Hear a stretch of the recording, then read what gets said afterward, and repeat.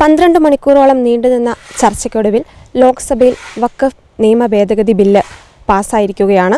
ഇതിനെക്കുറിച്ച് നമ്മളോട് പ്രതികരിക്കാൻ വേണ്ടി Syro Malabar media commission secretary father Antony Vadakkekari VC അച്ഛൻ നമ്മളോടൊപ്പമുണ്ട്. അച്ഛാ, ഈ സഭയുടെ ഒരു കാഴ്ചപ്പാട് അത് വഖഫ് ഭേദഗതി ബില്ല് പാസ്സാകുന്നതിന് വളരെയധികം സഹായകരമായിരുന്നു. ഇതിനോടെക്കുറിച്ച് അച്ഛൻ എന്താണ് പറയാനുള്ളത്?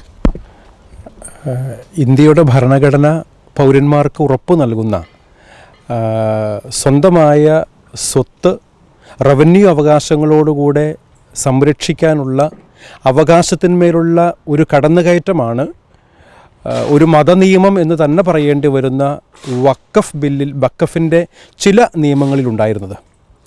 ആ നിയമങ്ങൾ ഭേദഗതി വരുത്തണമെന്നായിരുന്നു കഴിഞ്ഞ 2022 മുനമ്പത്തുള്ള 610ഓളം വരുന്ന ജനങ്ങൾക്ക്, കുടുംബങ്ങൾക്ക് അവർ കുടിയിറക്ക ഭീഷണിയിൽ വഖഫിൻ്റെ നിയമവുമായി ബന്ധപ്പെട്ടുണ്ടായതും അന്നു മുതലാണ് കഴിഞ്ഞ 173 ദിവസങ്ങളായി അവിടുത്തെ ജനവിഭാഗങ്ങൾ സമരമുഖത്താണ്. അവരുടെ സമരം വിജയിച്ചു എന്നതിൻ്റെ തെളിവാണ് ഈ നിയമ ഭേദഗതി എന്ന് പറയേണ്ടി വരും. അതുകൊണ്ട് തന്നെ സിറോ മലബാർ സഭയും മുനമ്പത്തെ കുടിയിറക്ക ഭീഷണിയിലായിരിക്കുന്ന കണ്ണുനീരിൽ കഴിയുന്ന ജനവിഭാഗത്തിന് കൊടുത്ത ഐക്യദാർഢ്യവും പിന്തുണയും വലിയ വിജയം കണ്ടു. അതുകൊണ്ട് തന്നെയും സമരമുഖത്തുള്ള ആ സഹോദരങ്ങൾക്കെല്ലാവർക്കും അഭിവാദ്യം അർപ്പിക്കുകയാണ് ആദ്യമേ തന്നെ. രണ്ടാമത്തെ കാര്യം, ഭരണഘടനാപരമായ ഉത്തരവാദിത്വമാണ് കേന്ദ്ര ഗവൺമെൻറ് വഖഫ് നിയമ ഭേദഗതി ബില്ല് അവതരിപ്പിച്ചതിലൂടെ ചെയ്തത്. ഇന്നലെ ലോകസഭയിൽ പങ്കെടുത്ത 520 MP-മാരിൽ 232-നെതിരെ 288 MP-മാരുടെ വോട്ടോടുകൂടിയാണ് ഇത് ലോക്സഭയിൽ പാസ്സായത്. ഇനി രാജ്യസഭയിൽ ഇത് അവതരിപ്പിക്കുന്നു. ഇന്ന് രാജ്യസഭയിലും കൂടെ പാസ്സായി കഴിഞ്ഞാൽ തീർച്ചയായും അതൊരു നിയമമായി മാറും. ഇവിടെ പ്രധാനമായും ഞാൻ പറയാൻ ആഗ്രഹിക്കുന്ന കാര്യങ്ങളിൽ ഒന്നാമത്തേത്, നമ്മൾ കേന്ദ്ര ഗവൺമെൻറ്റിന് തീർച്ചയായും അഭിനന്ദനങ്ങൾ അറിയിക്കുകയാണ് ഇങ്ങനെയൊരു ധീരമായ നടപടി എടുത്തതിൽ.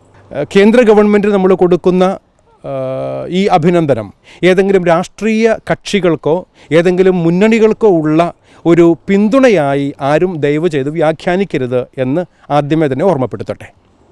രണ്ടാമത്തെ കാര്യം, മതപരമായി മുസ്ലിം ജനവിഭാഗത്തിന് ഭൂമി വഖഫ് ചെയ്യാനുള്ള അവകാശങ്ങളുണ്ട്. അതവർ ചെയ്തോട്ടെ, അതിനൊന്നും നമ്മൾ ചോദ്യം ചെയ്യുന്നില്ല. പക്ഷേ വഖഫിൻ്റെ നിയമത്തിൽ ഉണ്ടായിരുന്ന അനുച്ഛേദം 40-ലും 52-ലും രാജ്യത്തിൻ്റെ ഭരണഘടനയ്ക്കും നീതിന്യായ വ്യവസ്ഥയ്ക്കും മുകളിൽ നിൽക്കുന്ന അതീതമായ ചില നിയമങ്ങളുണ്ടായിരുന്നു. അതിനെയാണ് ഭേദഗതിയിലൂടെ കേന്ദ്ര സർക്കാർ ലോക്സഭയിൽ പാസ്സാക്കിയെടുത്തത്. മറ്റൊരു പ്രധാനപ്പെട്ട കാര്യം അറിയിക്കാനുള്ളത്, ഇതൊരു പ്രസിഡൻസാക്കി മതന്യൂനപക്ഷങ്ങളുടെ അവകാശങ്ങളിൽ കൈകടത്താൻ വേണ്ടിയിട്ട് ഗവൺമെൻറ്റുകൾക്കുള്ള ഒരു തീറാധാരമല്ല എന്നുകൂടി അറിയിക്കാൻ ഞാൻ ആഗ്രഹിക്കുകയാണ്. കാരണം മതന്യൂനപക്ഷങ്ങളുടെ ഭരണഘടനാപരമായ എല്ലാ അവകാശങ്ങളും സംരക്ഷിക്കപ്പെടേണ്ടതുണ്ട്.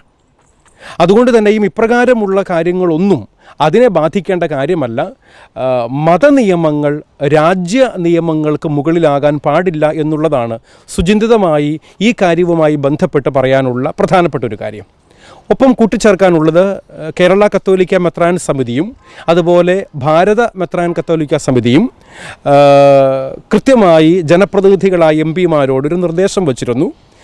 എല്ലാവരും ഐക്യകണ്ഠേന രാഷ്ട്രീയ വ്യത്യാസങ്ങൾ നോക്കാതെ ഈ വഖഫ് നിയമ ഭേദഗതി ബില്ലിനെ പിന്തുണയ്ക്കണമെന്ന് ആവശ്യപ്പെട്ടിരുന്നു. ആ ഒരു ആവശ്യം ഞങ്ങളുടെ മുൻപിലുണ്ട്. തീർച്ചയായും എല്ലാ രാഷ്ട്രീയ കക്ഷികളും, അത് പ്രാദേശിക പാർട്ടികളാകട്ടെ ദേശീയ പാർട്ടികളാകട്ടെ, അവർക്ക് അവരുടേതായ നിലപാടുകളുണ്ടാകും.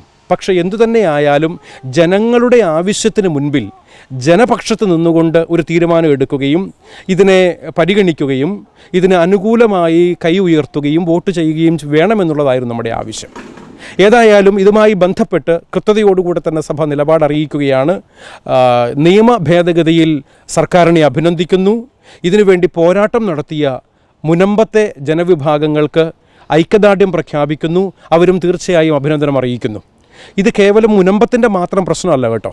ഭാരതത്തിൽ അങ്ങോളം ഇങ്ങോളമായി നമുക്ക് കിട്ടുന്ന റിപ്പോർട്ടുകൾ അനുസരിച്ച് ഏകദേശം 1.2 ലക്ഷം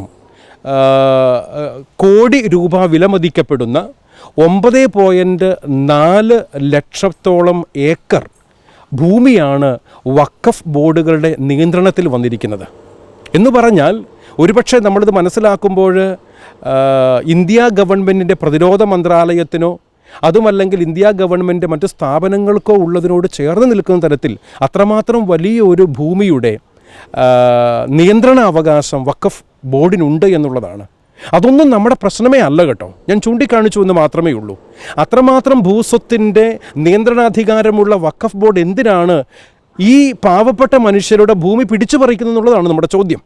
കാരണം ഇവർ അന്നന്നത്തെ ഭക്ഷണത്തിന് വകയില്ലാത്ത രീതിയിൽ തീരദേശങ്ങളിൽ കഷ്ടപ്പെട്ട് കഴിയുന്ന പാവപ്പെട്ട മനുഷ്യർ കണ്ണുനീരോടുകൂടെ സമരം ചെയ്യുമ്പോൾ അവരുടെ ആ കണ്ണുനീര് കാണാൻ തയ്യാറാകാത്ത വഖഫ് ബോർഡിൻ്റെ നിയമങ്ങളെയാണ് ചോദ്യം ചെയ്തതും അതാണ് കേന്ദ്ര ഗവൺമെൻറ് ലോക്സഭയിൽ പാസ്സാക്കിയതും രാജ്യസഭയിലേക്ക് ബില്ല് അവതരിപ്പിക്കപ്പെടാൻ പോകുന്നതും. അതുകൊണ്ട് ഈ കാര്യത്തിൽ കൃത്യതയോടുകൂടെയുള്ള ഉത്തരവാദിത്വപൂർണ്ണമായ ഒരു നിലപാടെടുത്തു എന്നതിലാണ് നമ്മൾ കേന്ദ്ര ഗവൺമെൻറ്റിനെ അഭിനന്ദിക്കുന്നത്. അതുപോലെ തന്നെ മുനമ്പത്തെ ജനതയ്ക്കും മറ്റെല്ലാ പ്രദേശങ്ങളിലുമുള്ള വഖഫ് നിയമത്തിൻ്റെ കീഴിൽ വന്നുകൊണ്ട് കുടിയിറക്ക ഭീഷണി നേരിടുന്ന വേദനിക്കുന്ന ജനവിഭാഗങ്ങളുടെ ഐക്യദാർഢ്യം പ്രഖ്യാപിക്കുന്നതിന് കാരണം അതാണ്.